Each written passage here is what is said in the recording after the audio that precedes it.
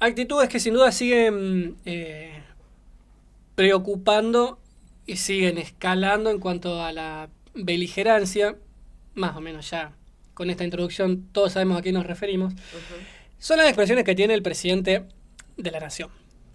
Así es. Y por estos días hemos tenido, que es lo que dispara el comentario de análisis del día de hoy, hemos tenido lo que ha sido el caso de la periodista Julia Mengolini.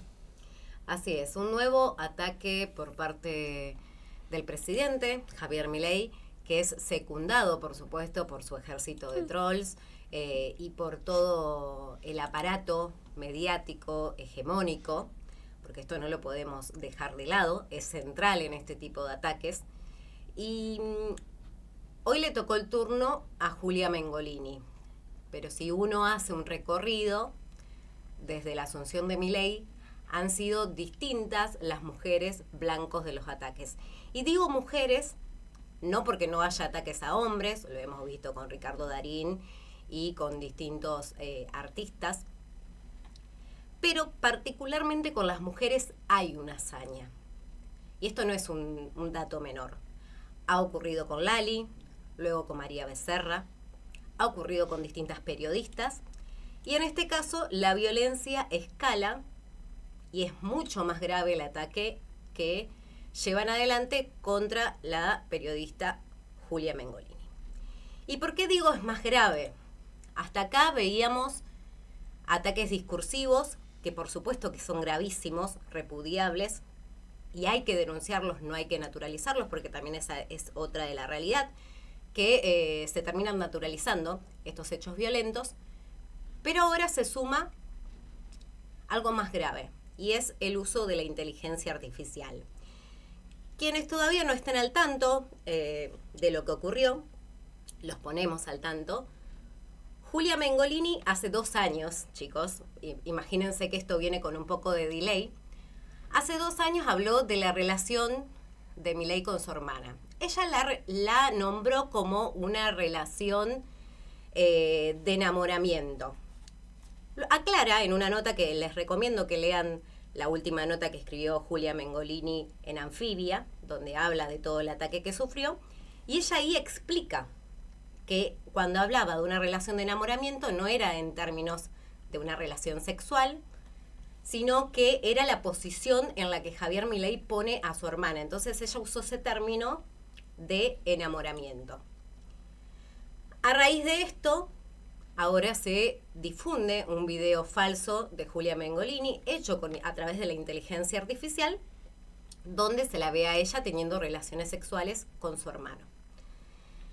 Algo de una gravedad inusitada, que tiene que despertar el rechazo de toda la sociedad, porque digo, hay una gran parte de la sociedad que avala esto, y lo que publica el presidente cuando... porque encima retuiteó el video y retuiteó todos los tweets que esto generó. Lo que él publica es que se tiene que aguantar el vuelto. Que como ella se metió con su relación con su hermana, ahora se tiene que aguantar este vuelto. Bueno, es de una crueldad tremenda. Estamos hablando, primero, de un video hecho con inteligencia artificial, donde se habla de una relación incestuosa con su hermano. Y, bueno, por un lado tuvo Julia el apoyo de muchísimas personas, que eso la ayudó muchísimo a sobreponerse luego de este grave ataque, pero también tuvo que pasar por la complicidad de, volvemos a repetir, medios hegemónicos y los periodistas de medios hegemónicos que se encargan de repartir este discurso y estos ataques, y del ejército de trolls, por supuesto, alimentados por el gobierno. Pero acá tenemos mucho para analizar. Tenemos también material para compartir. Pero analicemos lo siguiente. Esto es un ataque que no fue de un día para el otro. Fue pensado, fue orquestado y fue con los medios del Estado. Esto no es un dato menor.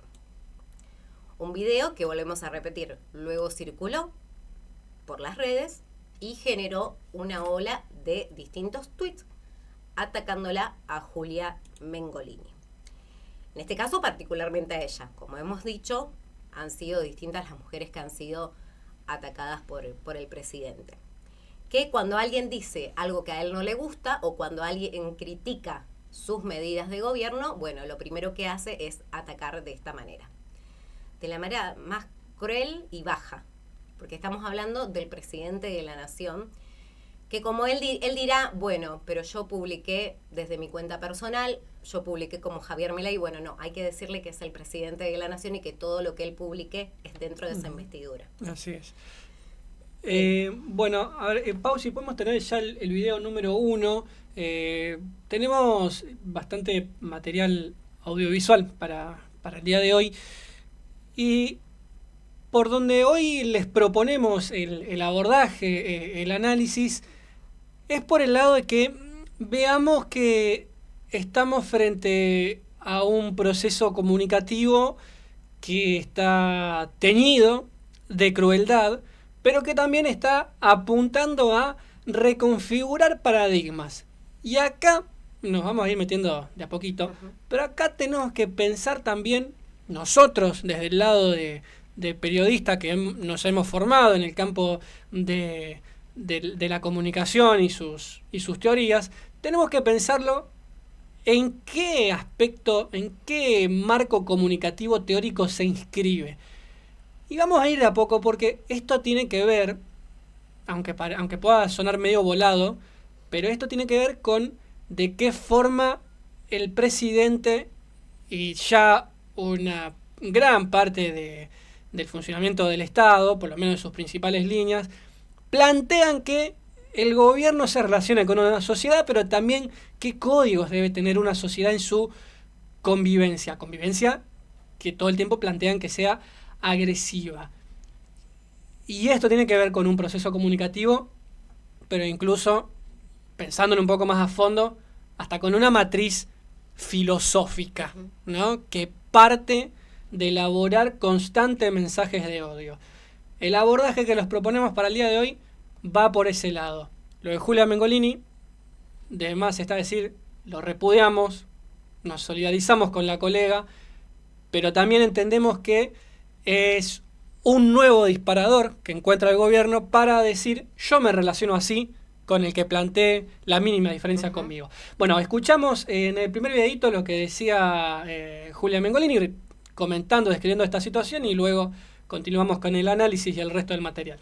Yo recibí esta campaña tan copada de apoyo, me parece que me hizo muy bien en términos personales, yo lo decía afuera, pero también me parece que es una respuesta política necesaria. En algún momento tenemos que decir, basta, che, sí, basta, sí, sí. Nos gobierna un señor cruel, que se asume como tal cosa. El acoso sobre mi persona es absolutamente sistemático, que nos clipean, cualquier cosita que acá decimos que pueda ser usada en nuestra contra, lo es usada en nuestra contra de manera caprichosa, amañada y sistemática. Y esto fue muy armado. No es la gente, no es ni Dios, ni es la gente, se ve quiénes lo inician, cómo se suben figuras públicas de La Libertad Avanza, eso. No solo los trolls, digo, acá también hay un sistema de medios de comunicación que son de medios de comunicación hegemónicos que son absolutamente parte del entramado. Porque también está la de, esto es cosa de Twitter, negra. Las cosas no quedan en Twitter. Lo comenta Johnny Viale, lo comenta Feynman, lo comenta Babi, lo comenta Karina Mazzocco, los programas de la mañana, de la tarde y de la noche.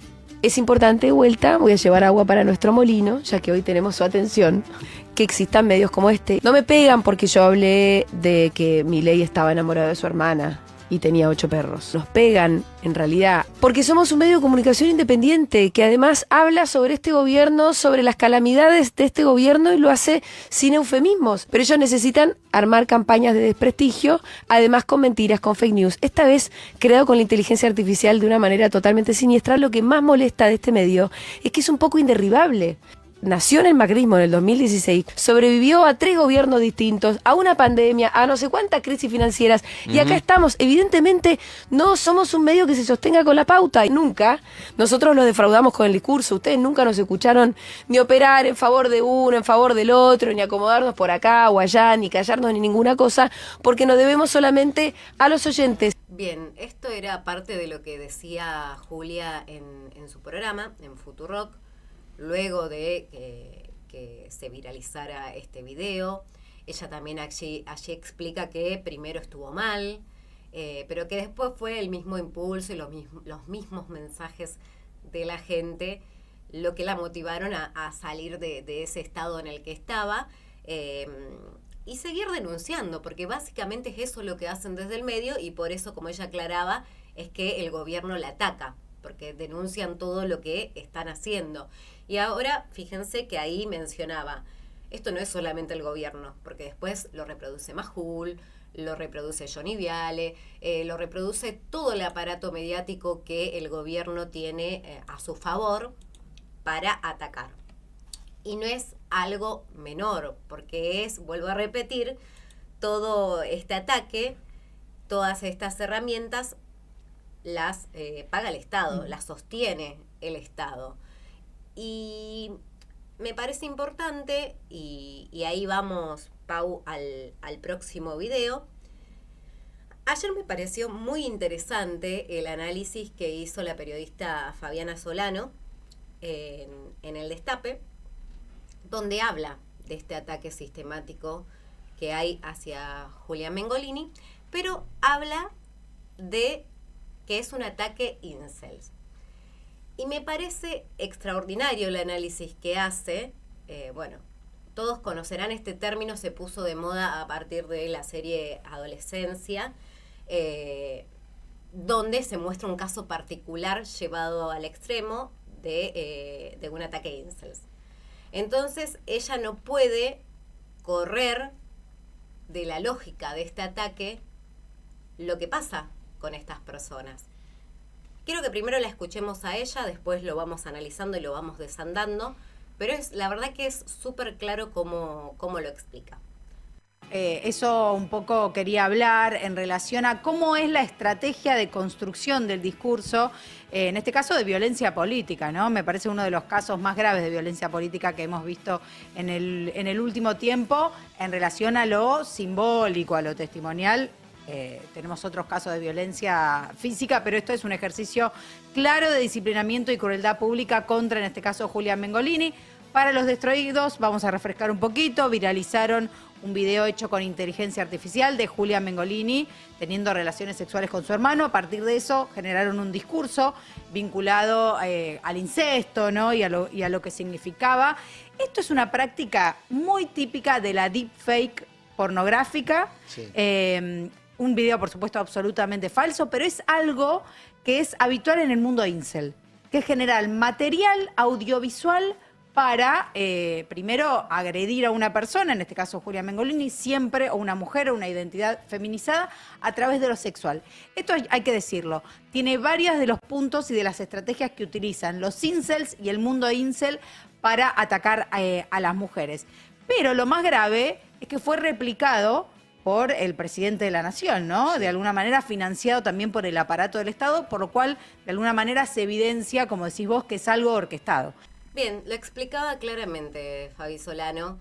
Es una característica típica del mundo incel. Para quienes no están en tema, bueno, incel son esas masculinidades, esos varones que no se sienten atraídos o que no generan una atracción sexual, y le echan la culpa precisamente a las mujeres por no ser atractivos, y todo el tiempo se ponen en el lugar de víctimas de las mujeres, que no los quieren, que no logran despertar ese interés sexual, y siempre el ataque es hacia las mujeres. Por eso me parecía interesante este análisis que hace Fabiana, porque lo vemos claramente con el presidente, con todo su ejército, pero fundamentalmente en la figura del presidente me quiero detener, porque los ataques siempre son hacia las mujeres. Es algo para pensarlo y para analizarlo más en profundidad. Bueno, respecto de esto, decíamos, tenemos que hacer una relación entre lo que es el aspecto de la comunicación, pero también con la filosofía que plantea el gobierno. Uh-huh.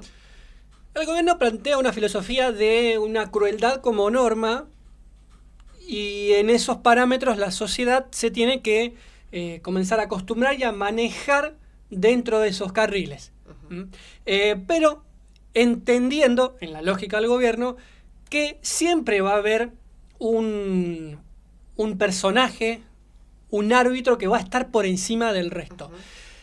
¿Qué es la respuesta que pueda dar el presidente nacional y sus principales líneas? Y esto no es menor, porque lo que se está planteando es que se naturalice este proceso de odio y de crueldad. En esta filosofía que se maneja, que los conflictos de privados quedan entre las partes, lo que se pretende hacer es omitir de forma deliberada que hay uno que básicamente tiene los instrumentos del Estado. Y cuando repasamos rápidamente, recordamos, mejor dicho, aquel informe de FOPEA que mencionamos en un comentario, el relevamiento del año pasado lo que muestra es que los principales ataques a periodistas las encabezaba el presidente y personas allegadas al poder. Y uno tiene que pensar rápidamente que la CIDE es lo que más presupuesto tiene desde la asunción de Javier Milei. Mismo Fabián Waldman nos decía aquí, que acreditado en Casa Rosada, que Santiago Caputo tiene una oficina y todo un espacio en la Casa Rosada a disposición para toda su comunicación y espionaje. Digo, en ese contexto es que se da lo de Julia Mengolini. ¿Y por qué decíamos también lo de pensarlo en términos del aspecto de la comunicación? Bien, esto que describías, Noé, de cómo este sector, el denominado incel, ¿no?, da vuelta, banaliza lo que son narrativas, causas sociales, luchas por igualdad, por más derechos, ¿no?, como las del movimiento feminista. Lo que hace es pasarlo por un tamiz en lo cual todo se banalice, la profundidad de los argumentos se licúe y entonces sea demasiado fácil y muy light dar vuelta a la taba y decir yo soy víctima de todo esto. Bien, bueno, esto ya está muy estudiado en los procesos comunicativos de cuando en algún momento tuvimos por un lado teorías de la crítica comunicacional, ¿no? Los intereses de un poder político y económico queriendo influir al punto de hacer empatizar al otro, pero también lo podemos analizar desde el lado más de lo que es la industria cultural, ¿no? Brevemente, la industria cultural, todo aquello que tenga que ver con aspectos sociales, culturales, socioculturales, ¿no?, que hacen a lo simbólico, a las raíces más profundas de una sociedad, también pasan por un proceso en lo cual todo aquello que representa un símbolo, una cuestión identitaria muy fuerte, bueno, de repente se vuelve una mercancía, ¿no? Y así es como tenemos un producto que es banal. Bueno, aplicando un poco estos aspectos comunicativos, es que esta comunicación que pretende el gobierno lo pasa por sus distintos procesos comunicativos y pretende una banalización, pero con una alta dosis de crueldad y de odio. Y ahora vamos ahí con el videito número 3, porque nos vamos a meter un poco desde el aspecto filosófico.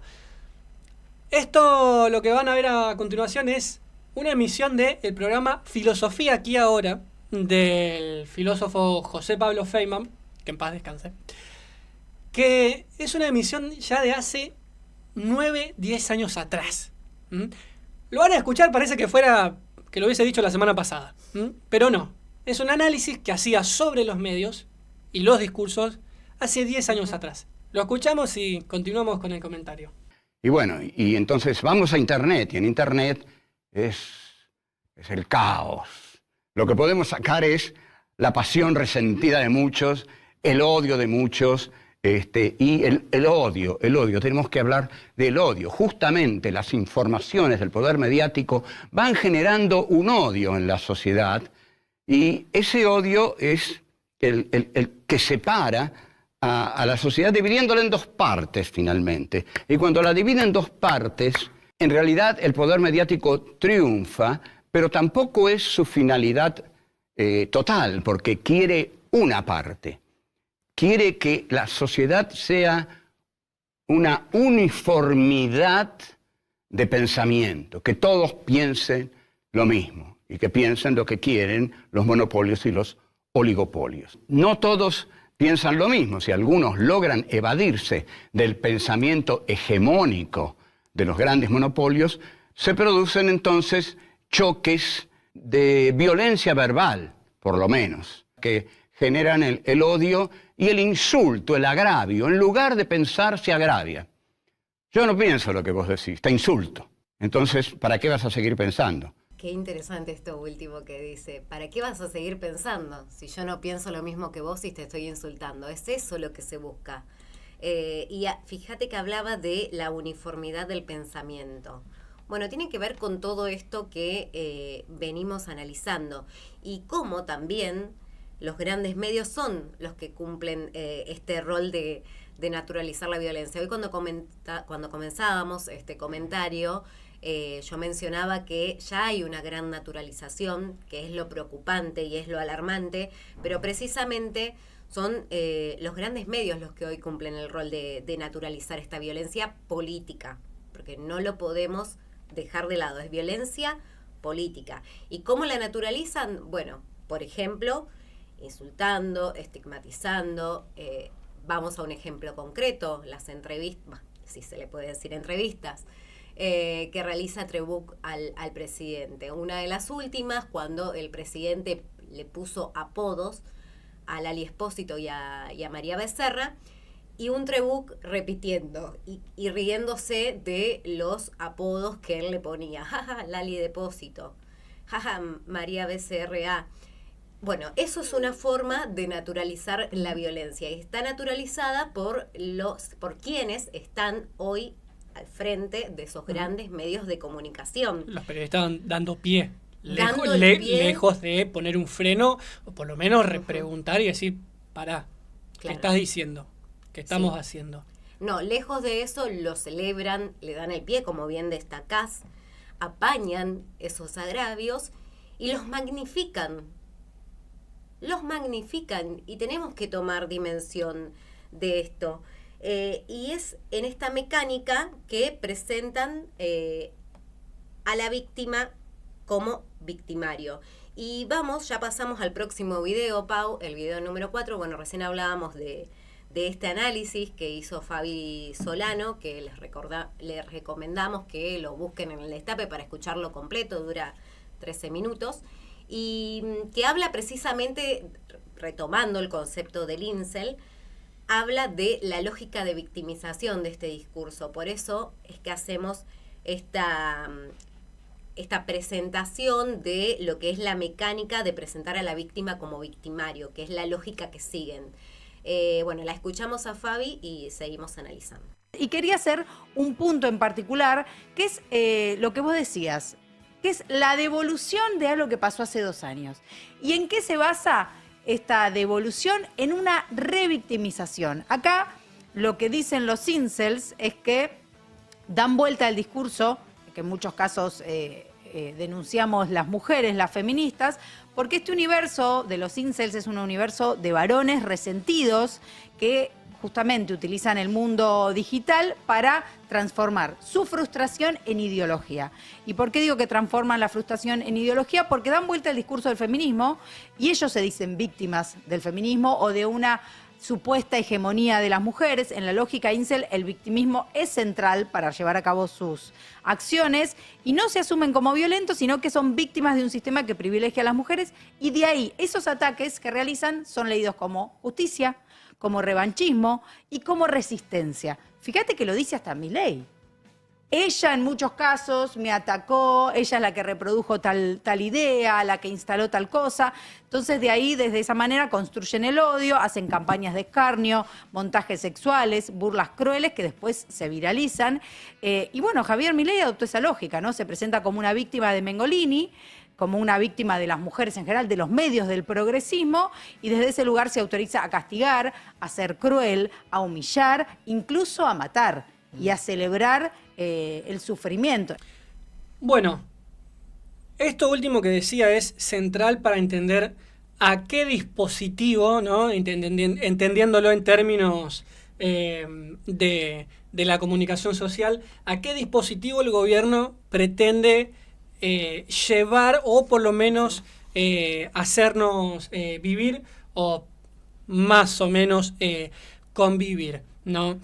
Esta cuestión de crueldad, odio, beligerancia y que las situaciones de violencia e incluso de muerte, podemos pensar por ejemplo en los casos de justicia por mano propia, entre muchas comillas, ¿no? Como son linchamientos que terminan siendo celebrados, ¿no? Lejos de repudiados. Bueno, esto último que decía Fabiana Solano no es exagerado, sino por el contrario, demostrando cómo todos los días se sigue corriendo el límite de la tolerancia al punto que estamos reivindicando un acto de violencia o incluso se llega a reivindicar la muerte. Piénsenlo con barbaridades que tal vez han escuchado, ¿no?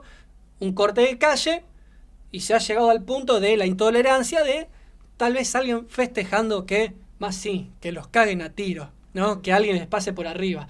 A esos niveles de crueldad, el presidente, como principal impulsor, jefe de Estado, está llevando el diálogo. A esos carriles los quiere llevar. Pero decía Fabiana Solano, ¿cómo se pretenden banalizar un discurso para darlo vuelta y presentarse como las víctimas de la situación cuando son quienes ejercen el poder y particularmente llevan a cabo un programa político y económico que procura desigualdad y muchísima injusticia social en todos los aspectos de la vida de la ciudadanía? Y esto lo tenemos que pensar dentro de un discurso violento, pero que se inscribe ya en lo que es toda una mecánica, todo un dispositivo de gobierno, de forma de comunicación gubernamental, que tiene que ver con, por cada coyuntura, por cada momento, encontrar un personaje, encontrar un enemigo al cual hay que destruirlo. Y quiero ser muy preciso con esto. Es un discurso que pertenece a los sistemas autoritarios. Es un discurso que tenían los fascismos que fueron avanzando y haciéndose fuerte. Es un discurso típico de la propaganda goebbeliana. Joseph Goebbels, el ministro de propaganda nazi, por aquel entonces enunciaba 11 principios. Entre ellos había que buscar a un enemigo en común y en ese entonces era el judío. Hagamos la analogía al hoy, tenemos un presidente que tiene colgado en sus redes al día de hoy un video en el cual hay muchos zombies, ¿no? Y se pueden ver distintos dirigentes políticos, representantes gremiales, muchos asociados a organizaciones sociales o al peronismo. Y esos son el virus que él vino a extirpar. En ese sentido, es un discurso de la propaganda nazi. Y vamos a ir ya con el siguiente videíto, porque queremos continuar analizando en profundidad que esto no es nuevo y esto hay que advertirlo. Digo, no hubo un holocausto de la noche a la mañana y de golpe todos horrorizados. Hubo un proceso fascista, genocida, que en su proceso comunicativo fue pretendiendo una naturalización de la crueldad al punto tal que una parte o lo avalaba o fingía demencia. Métodos similares que usó la dictadura inspirándose en una guerra de la psicología, ¿no? En eso la escuela de guerra francesa, ¿no? La doctrina francesa. Pero queremos analizar estos dos principios. También volvemos a traer a José Pablo Feynman. Lo escuchamos y continuamos ya con el análisis. El primer principio de los 11 principios de la propaganda es el principio de simplificación y enemigo único. Con esto, Goebbels quiere decir que la propaganda tiene que simplificarse hasta el punto de llegar a enfocarse en un enemigo único. O también podemos decir que en cada coyuntura un enemigo. El segundo principio es fundamental, es el principio del contagio. El principio de la tierra y el de la sangre son agredidos constantemente por el principio del contagio. El contagio es lo que el enemigo puede infiltrar en la pureza nuestra, en nuestra pureza. Y entonces aparece acá otra vez la figura, la culpa puesta en la figura del judío, identificado con el piojo, con la garrapata, que penetra en la comunidad nacional para vivir a costa de ella. Bien, la lógica del enemigo único, decía Feynman, y me quedé pensando también en algo que leía en esta nota de Julia Mengolini, que vuelvo a recomendar, la pueden encontrar en Revista Anfibia, donde habla por un lado que la lógica de ataque no es la misma, porque por supuesto ella para defenderse no tiene las mismas herramientas de todo un aparato estatal que va contra ella, pero también por el otro lado mencionaba, bueno, ella dice que obviamente, como todos sabemos, es un programa, el programa que ella realiza es un programa crítico de este tipo de gobiernos. Ha resistido a distintos momentos políticos, ha resistido, y lo aclara en el primer video que pasamos, solamente que de ahí pusimos una parte. Han resistido al macrismo, han resistido a la pandemia, han resistido a distintas crisis económicas, pero siempre con un objetivo el programa, que es hablar precisamente de hacer una crítica de este tipo de políticas de gobierno. Y ella usaba un ejemplo para marcar la diferencia con el gobierno nacional. Por ejemplo, en el programa de Julia Mengolini han hablado mucho de lo que fue la supuesta entrevista de Jonathan Viale a Javier Milei, donde se nota que está pautada. Hablaron de eso particularmente, pero no hubo una hazaña contra Jonathan Viale y su familia. No fueron a atacar a su familia, a sus amigos. Acá hay un claro ataque, no solamente a Julia Mengolini, sino a todo su entorno. Es un ataque dirigido, y ahí está la diferencia. Por eso me parecía interesante también retomar este concepto del enemigo único que nos decía aquí Feynman. Es eso lo que buscan, unificar en alguien, en un prototipo de persona, a ese enemigo.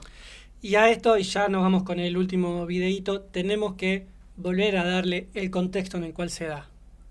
Una CIDE con presupuesto récord, un programa de ajuste económico, salarios bajos, represión, leyes de proscripción, ley antimafia, ley antipiquete, criminalización de la protesta. Tuvimos el caso de Alesia Abaigar, ¿no? Que, a ver, lo decimos, cometió una tontería, como fue el hecho de ir a arrojar heces a la casa de Espert, pero terminó en el penal de Seiza, que es el lugar, por ejemplo, en el cual están presos los genocidas, ¿no? Digo, ¿y quién apareció mágicamente allí? La ex esposa del fiscal Alberto Nisman. Digo, es todo el tiempo un juego de poder. Sandra Arroyo Salgado, disculpe, no recordaba el nombre. Digo, es todo el tiempo un juego de poder y de naturalizar crueldades. Y en todo esto de buscar un enemigo común, un enemigo interno, cual lógica autoritaria, dictatorial, fascista, se va a proponer que lo va a combatir. Y en ese combate inscribe la lógica de el combate por la seguridad. Y así va acorralando y avanzando sobre las garantías de todos los ciudadanos. Vamos con el último videíto y ya nos enganchamos con nuestra primer nota del día. Lo que plantea la novela de Orwell es: te estamos mirando, nos están mirando a todos nosotros. Nos están mirando, pero nos están cuidando. Nos están vigilando, pero nos están cuidando. Nos vigilan constantemente, pero para cuidarnos, no para otra cosa, para protegernos. Es algo que tenemos que agradecer. No somos libres, porque no tenemos ni siquiera intimidad, pero estamos seguros. Este esquema es un esquema de hierro. Todo avance en el esquema de seguridad es un retroceso en las libertades individuales. Bien, súper claro. ¿Qué agregar a todo lo que estamos diciendo? Yo quiero que reflexionemos más que nada sobre algo que decíamos, que es la naturalización de estos hechos. porque ayer fue Lali, fue María Becerra, hoy es Julia Mengolini, mañana va a ser otra persona. Pero siempre blanco de ataque es quien esté en contra o quien denuncie las políticas del gobierno.